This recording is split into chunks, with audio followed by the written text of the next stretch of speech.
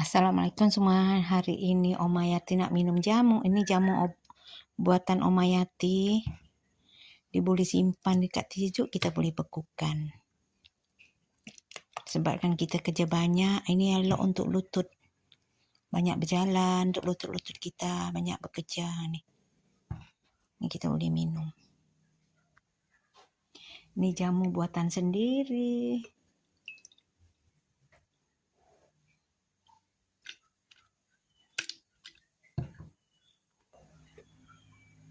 Mana minum? Bismillahirrahmanirrahim.